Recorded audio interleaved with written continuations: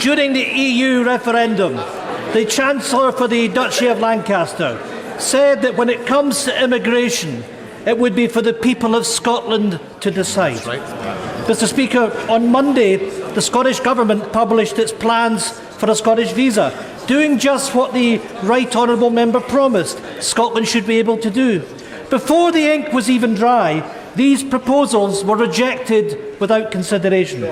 Since the Prime Minister would never reject a proposal before reading it, can he tell the House on what points he disagrees with Model 3? And if it helps, Mr. Speaker, it was outlined on page 20 of the proposal. I think this is absolutely fanciful and deranged. And whatever there may be on page 20 of his document, I doubt if he explains who's going to pay for it, Mr. Speaker. Nobody's suggested that. Mr. Speaker, nobody's suggesting such a thing, and that just confirms the Prime Minister doesn't have a clue. Unlike the Prime Minister, experts back the Scottish Government's proposals. The Scottish Trade Union Congress support them. The Federation of Small Business support them. The Scottish Council for Development and Industry support them. Even the MAC report, commissioned by his own government, has highlighted additional migration routes as a means of increasing population growth. The Scottish Government's proposals will boost Scotland's population, grow our economy and protect public services. The UK Government's policies threaten to plunge our working age population into... And so, here's the picture of the EU building, basically over in Brussels, EU headquarters, you might say. So there you have it. This is the EU leaving a light on for Scotland. So, it's very interesting. Voters in this country have voted repeatedly at every electoral opportunity they have had for parties in favour of remaining in the European Union.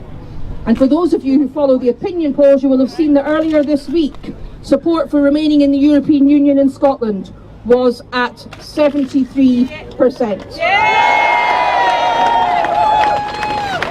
Now, I'm very proud that it was Scottish parliamentarians like myself and Alan Smith who led the fight against Brexit.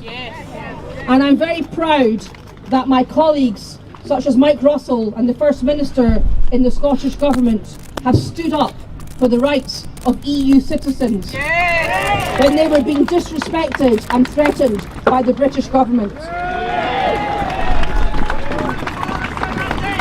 I am particularly proud to have been part of the teams that on 2 occasions, not just one, but 2 occasions, beat the British government in the highest court in Europe and the highest court in the UK.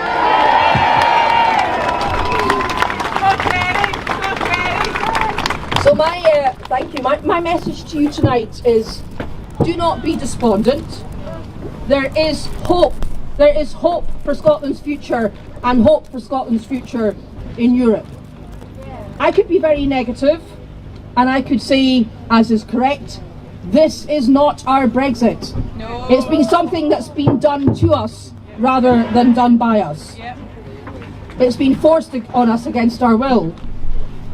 And I could say, as is correct, no good can come of Brexit for Scotland's society or economy. And losing freedom of movement won't affect just our economy, but it will make our society and our culture less diverse and less rich. And of course, as the First Minister said this morning, the impact of Brexit will be felt most by those least able to bear it.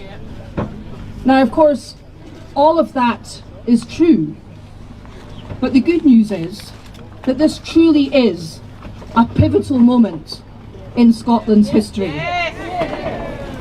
Now, I spent a lot of time towards the end of last year knocking on doors in my constituency of Edinburgh South West, trying to persuade people to re-elect me with some success, I'm glad to say.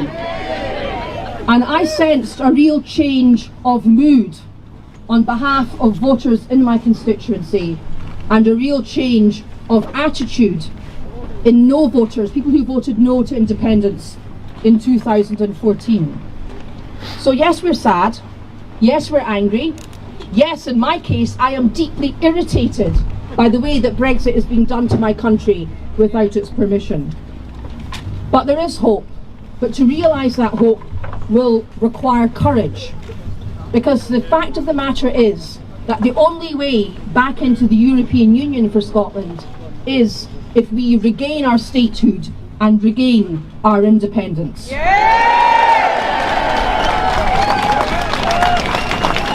Because only by doing that can we ensure that we are in charge of our country's destiny. If the last 3.5 years since the Brexit vote in England have taught us anything, they've taught us the limitations of devolution, and that devolution is not enough to prevent our country, our society, our economy and our culture suffering the damage of Brexit. Now, it is quite clear that the Scottish Government have a mandate to hold another independence referendum.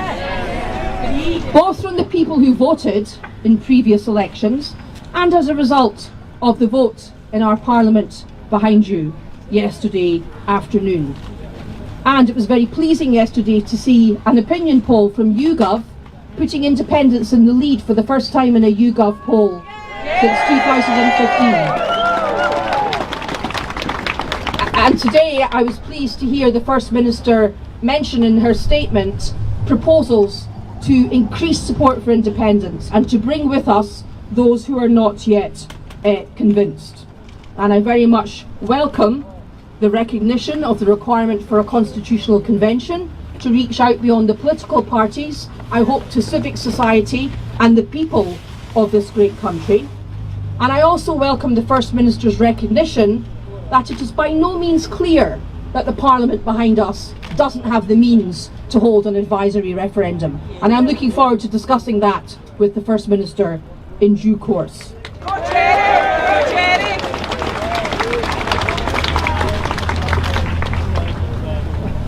How independence will come about is not as yet clear, and a degree of patience will be required, and we must put our faith in the leadership of the country and our First Minister, who is the leader of the country.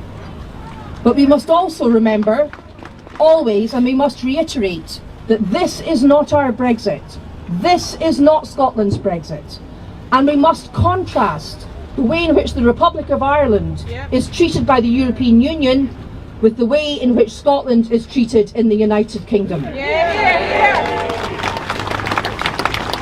And because of the situation in which we now find ourselves, those politicians who say that we should stop talking about independence and get on with the day job are wrong. Of course we must get on with the day job, but we must also get on with protecting our country from Brexit, because it didn't vote for it and it's bad for it. And so, to talk about independence and to advance the cause for independence is the constitutionally responsible thing to do. Now, in relation to Boris Johnson,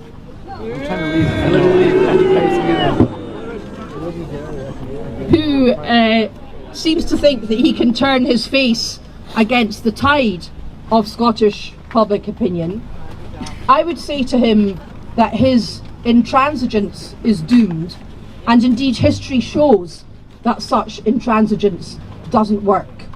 And I would simply end by quoting the words of the great Irish constitutional nationalist Charles Stewart Parnell. And in his words, I would say to Boris Johnson, no man has the right to set the boundaries of the march of a nation. Thank you.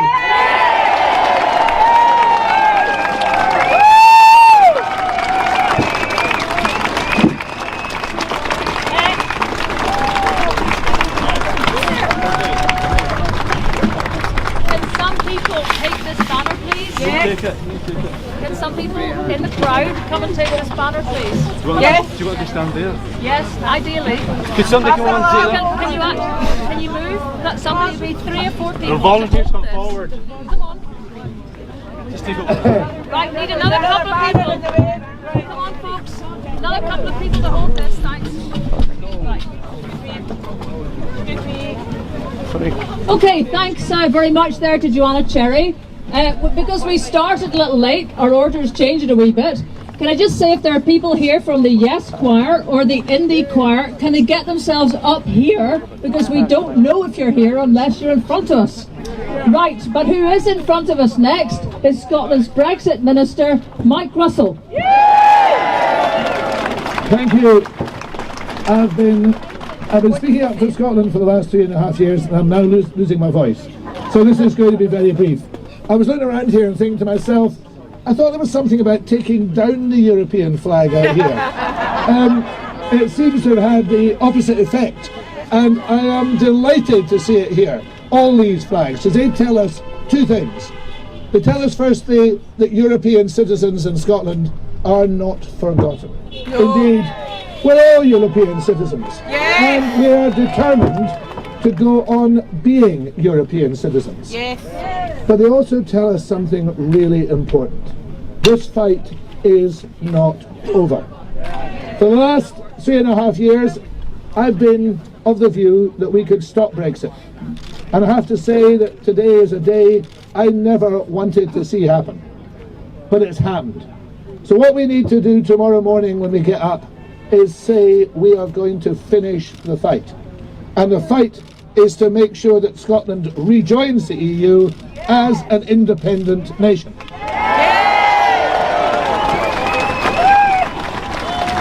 Now, a lot of the work that's required for that is already underway. We haven't been sitting to one side. We've been looking at all the detail. We've been working out how it can be done. We've been preparing ourselves for it. Thank you. And at the end of the day, however, there is one thing that Scotland has to do for itself. It has to choose independence. Yes! There is no shortcut to getting into the EU. You have to be an independent state. So we have to go out there to persuade every single one of our fellow men and women throughout Scotland that it is in their best interests, not just our best economic interests, it is in our best interests as human beings with shared values across Europe to choose independence and then to re-enter the EU as member number 28. That's what we're going to do. That's the work we're going to do. And you being here tonight isn't an end to this process. It shows how passionately the people of Scotland believe that they should move forward.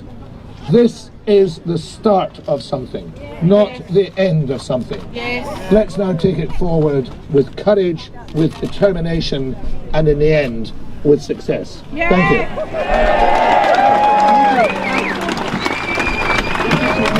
Right. Thanks very much to Mike Russell.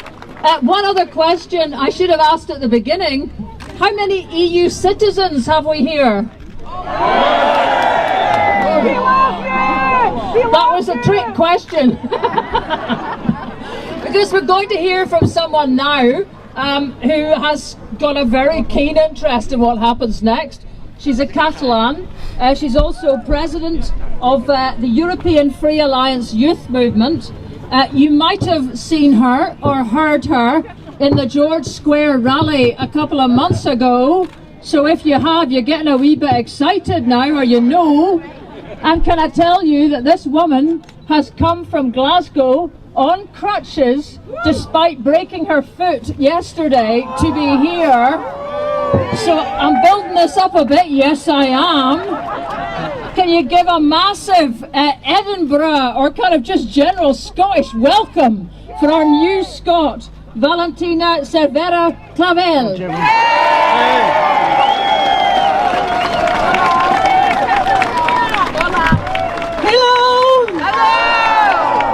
To be clear, I broke my feet because I'm a wee dafty, right? Like, nothing else happened. I was just playing football and I'm bad at it. Too Scottish. Good evening, Scotland, if we can call this a good evening, because the circumstances are a wee bit tragic. I have to say, today we're feeling a wee bit sad. We're feeling light too. We have anger. And I want to say to you, those feelings are not wrong. I completely understand you. We just need to hold on to them until in the Ref 2 comes. Yes. And put those feelings in a ballot box, because that's how we win. Yes. Scotland doesn't deserve this. We voted to remain. We want to be part of the European family. The European Union is the only union we should really be part of. Because union of equals, alright, can do. At least, thanks to the SNP, the European Union flag is still in Holyrood. Tonight it won't be coming down. Remember the Lib Dems a few months ago, like, oh yeah, we're the European Party. Well, they wanted to take it down. I'm sorry, what? The only flag that should not belong there is the Union flag, and I cannot wait today to take it down. Boris, you can take that with you to Westminster, where it belongs. I know today is the end of those 3.5 years of lies, hate, hostility, but my mom used to say, if it doesn't end up good, it's not the end yet. And it's not the end for us, Scots. We have time. We have another chance. In no time we'll be having pints again in Brussels with all our European fellows, while England is crying at home, regretting the day they trusted the Tories.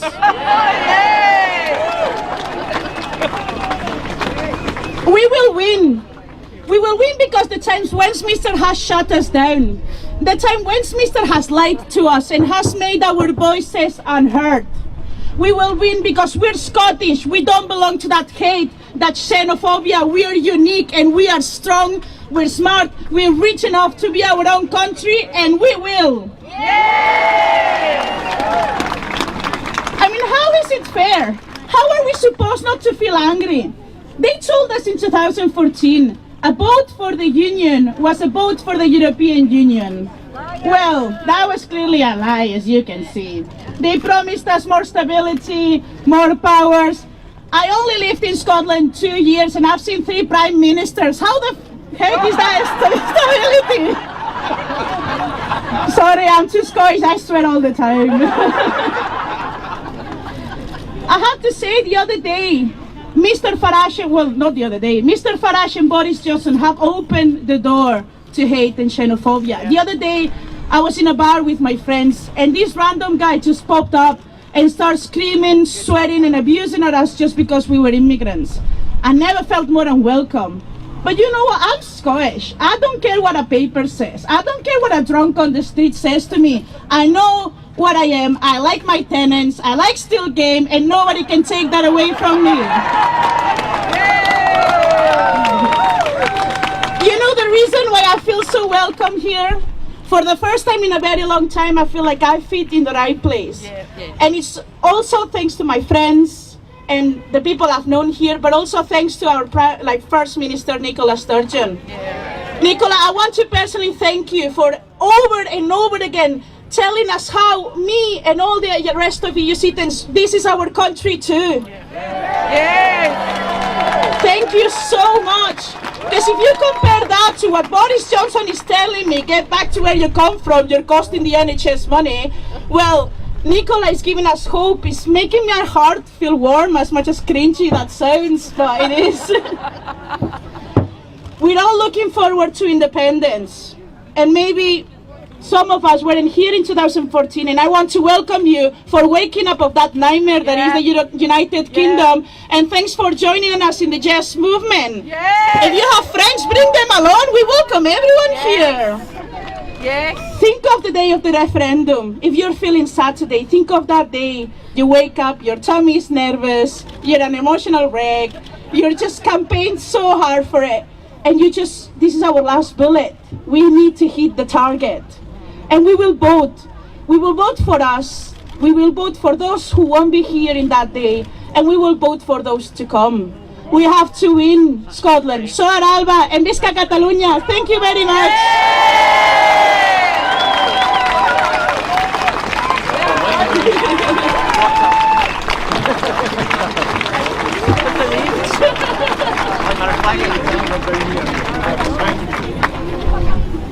Right, what a lass! What a lass! Okay, so we're going to have a little bit of choir action now, and just to show that Scotland is not quite the sort of clannish place that we often hear it is, we're going to have two choirs singing together. And it's going to be stuff you know, so you need to join in. So can I please welcome to the stage the members of the Indie Choir and... Excuse me, Neil. Soundhouse. And the Yes Choir. 3 choirs. Which one's singing again? We need to clear the decks. Out the way. Neil, what does that say? Excellent. Let's move forward. I saw some pictures out of them.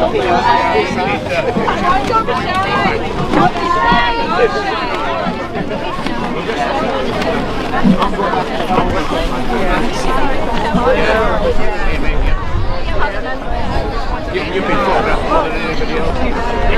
I think to be honest, my candle has I have a very photogenic candle. Ooh, that sounds like I could be kind of dodgy, huh?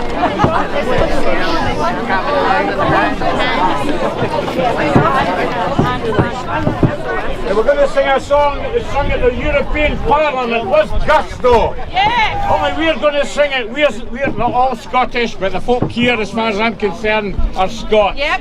Where I come from, Berlin, wherever. Right. We are going to sing the song of the Bard. If he was alive, he would be here. He'd be joining us in singing this wonderful song. And it's to be sung from the heart tonight. And we're going to tell these people, Boris Johnson and the rest of these charlatans, that we will have nothing of this. Yes. Scotland will stand on its own 2 feet and reach hands out and join with the Europeans where our history tells us we have always had a bond. Yes. Right? Auld Lang Syne. Should old acquaintance be forgot and never brought to mind? Should old acquaintance be forgot and Auld Lang Syne? For Auld Lang Syne, my Joe, for Auld Lang Syne, we'll take a cup of kindness yet for Auld Lang Syne. Now years have had my trusty friend, and Haven't got enough hands. we'll take a right good willy walk for Auld Lang Syne. For Auld Lang Syne, my dear, for Auld Lang Syne, we'll take a cup of kindness yet for Auld Lang Syne.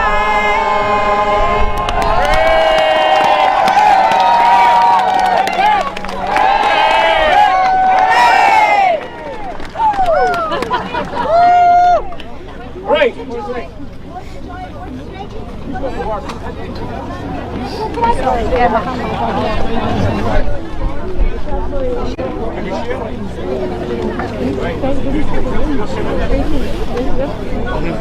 Right, okay.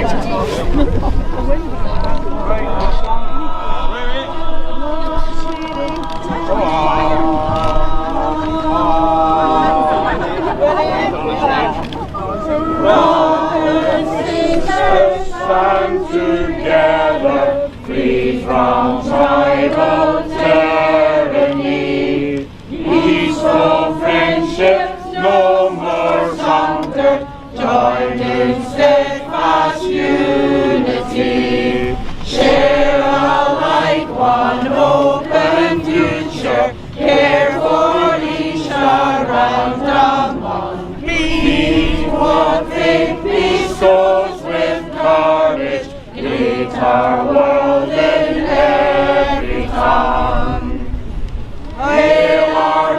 choice of roads and roamings, lands and forests, sands and seas, sport and leisure, arts and treasure, triumphs and discoveries.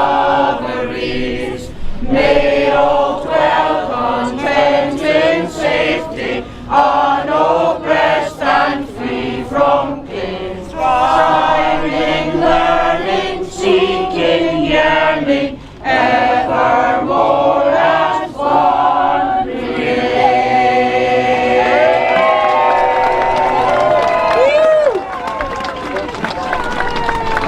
We'll sing the Freedom Come All Ye. You sure? We'll do it at the end then.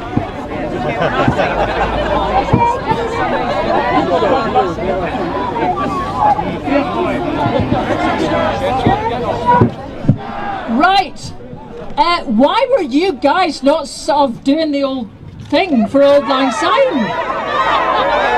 Are you stookies? Right, let me not insult the crowd. It's never a good idea, especially a beautiful looking big old crowd like you guys. So, our next speaker is someone who's been kind of pretty involved in all of this as well. Mentioned earlier by Joanna Cherry, until quite recently an MEP, the man who rather coined that phrase which has become a slogan for this movement now, leave the light on. Would you welcome Alan Smith, MP?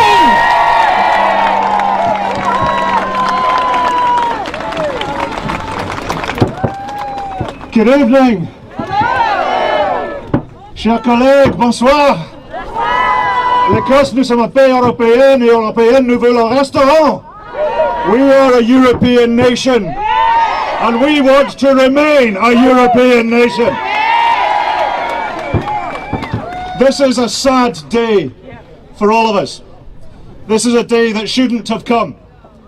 We are here because the people of Scotland are not in charge of Scotland's destiny right now. The people of Scotland should be the ones making the decisions about Scotland's future. Absolutely. But since the EU referendum, I believe it was the right thing to do to reach out across these islands, to work with progressive parties to try and save the UK from the worst of what was to come. We tried, and we can look the people of Scotland, we can look the people of England, Northern Ireland and Wales in the eye and say we tried. We did everything we could have done. Scotland delivered everything we could have delivered. In the Westminster election just passed, I stood for Stirling and won Stirling with 51% of the vote. The SNP, a pro-European party, stood across Scotland and we won 80% of the seats. The pro-EU Lib Dems won 4 more seats. On top of that, Scotland voted clearly again to remain. But because of events outside of Scotland's control, we didn't manage to stop Brexit. And that grieves me deeply. I was over in Brussels, as some of you might have seen, yesterday to grieve alongside colleagues, and I say grieve quite deliberately. I feel I've lost something over the last while. We're all losing something. And a lot of people across Scotland are feeling anxious, nervous, afraid.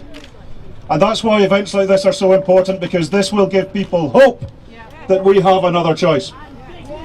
The people of Scotland should be in charge of the people of Scotland's future. And I want to work across all the parties. I represent people in Scotland who are convinced about independence and those who are not convinced as well. But we have a choice to make. And I say to Boris Johnson tonight, you've already been written. No, don't say that, madam. That's that's a different thing entirely. But I say to Boris Johnson tonight, you've already been comprehensively rejected by the people of Scotland. We don't want your Brexit, because this is your Brexit. You need to own it now, Prime Minister. You can't do the sound bites and the bluster anymore. You are about to take our rights away. You are about to make our economy less productive. You're about to make people in our communities feel afraid and anxious. That's not the Scotland I want to see. I think we can do better than that. And over the coming months, I and colleagues at Westminster, of all parties, will be working to hold this rotten administration to account. And I believe that the future is not yet set. I believe Scotland is a European nation and Scotland will be heard. And when the people of Scotland choose our independence, as I believe we can win that argument. Some people are not yet persuaded. It's our job to persuade them. Some people in this crowd might not even be persuaded. It's our job to have that conversation. And I'm up for that, I'm game for that, a respectful conversation about where our best interests lie. The UK that a lot of decent, thoughtful people bought into in 2014 no longer exists. The proposition that the No campaign put forward has been comprehensively trashed by events since. I said in my first speech in the House of Commons that a union can only be maintained where there is consent and respect. Scotland does not consent to what is happening to us now. And the UK government, by its actions, has proven there is no respect for Scotland at Westminster. We can do better than this. And when the people of Scotland choose our best future, I have absolutely no doubt that the people of Europe, the people of the European Parliament, I ask them to leave a light on for us. That light is burning bright. That light, if not a microphone for us. The light of hope is burning bright across our European continent. Scotland is a European nation, and European we shall remain. Thanks for coming.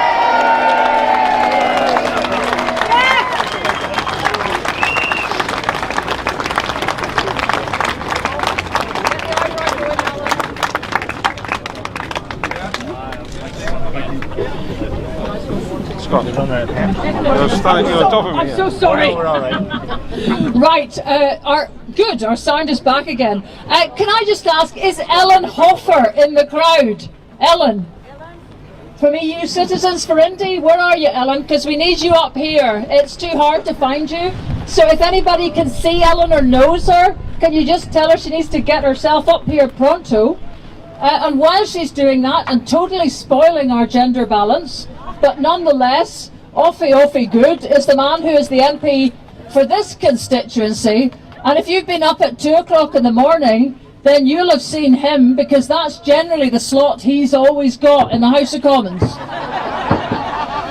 I mean, patience is too small a word for doing the job that all these MPs are doing. It is actually heroic in the face of all the trouble they've got. So please, a warm welcome for the local guy, Tommy Shepherd MP. Well, thank you, Leslie. Hello, everyone. I don't know if the rain is going to get to the electrics before the battery runs out, but we're going to have a go at making a little speech here. Thank you so much for coming. In Tory England tonight, the champagne corks will be popping, and they will be popping no louder than anywhere else in the gilded mansions of Surrey, where a bunch of rich, white, powerful men will be celebrating. Because from the very beginning, this entire Brexit project has been the construct of a group of rich, powerful and privileged people who were concerned about the peoples of Europe coming together through their democratic institutions to limit and constrain their power and their privilege. That is what this has been about. And they knew that they couldn't win a vote in that if they presented it in those terms. So for the last decade, they have been working on a strategy to try and blame the European Union for every single ill that is wrong in our society. They have told every lie. They have used every scapegoat, every distortion in order to try and build their sordid campaign. And even today, they haven't got a majority. Even today, the people, not just of Scotland, but the people of the United Kingdom, say they are not wanting to leave the European Union. And it is a combination of the political failure of leadership of the progressive and liberal forces in England, combined with a corrupt electoral system that distorts public opinion, that has led Boris Johnson to the place he is today. And he is going to go ahead, I've no doubt about that we will be leaving at midnight tonight. And there are 4 reasons why I am so against that. 4 things that are already happening and will accelerate after tomorrow. The first is that this diminishes who we are. This makes us seem like insular, self-centered, narrow-minded, isolationist people. And that is not who we are, my friends. That is not who we are in this country, and it is not who people are in England neither. The second reason why this is wrong is because that institution just 100 yards away is going to have its power constrained by the excuse of Brexit, as they bring in more and more UK-wide regulations to prevent the exercise of democratic power in Scotland. The third reason why it is wrong is because it prevents the free movement of human beings around this continent, and that ending of freedom of movement not only makes foreigners of our neighbours in this country, it also is an existential threat to the future of Scotland. And finally, it will make us all poorer. Not overnight, not dramatically, but a slow, insidious driving down of our living standards over time, so that we will wake up 5 or 10 years from today and people will suddenly wonder why it is that communities doing exactly the same work in exactly the same types of villages, towns and cities in France and Germany are so much better off than they are in this country, because this is going to make everybody impoverished relative to what we are now and relative to everyone else. Now they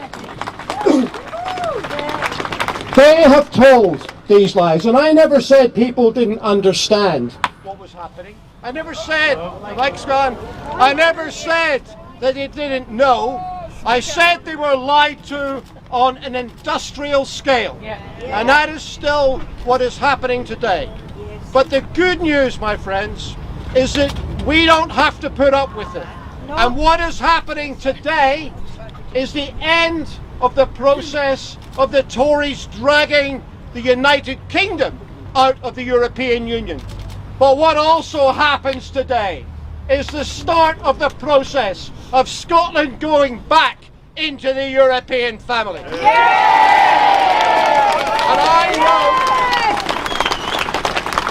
I know that there are people in this crowd, and I respect their opinions, who are not yet persuaded of the cause of Scottish independence.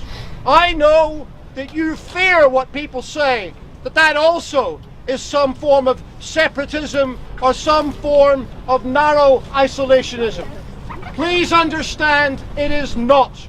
When we seek political independence for our country, we seek the power to change lives.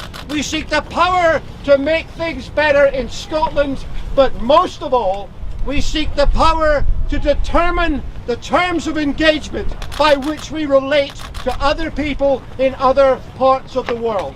And if we have that political power, then in Britain and in Europe and across the globe, this will be a country which welcomes people with open arms. This will be a people that wants to engage with the world. So our independence is not the means of our separation, it is the means of us playing our proper role in humanity and across the world today. That's why it's so important. That's why we do it from tomorrow. Thank you very much.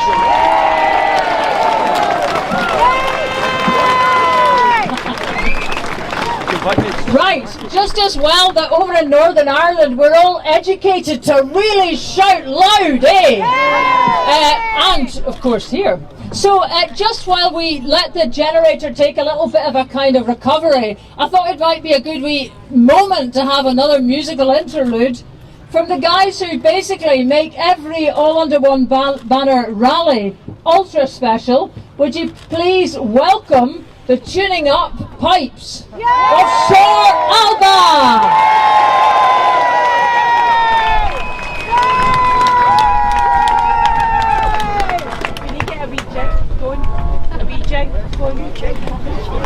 Who's up for a jig?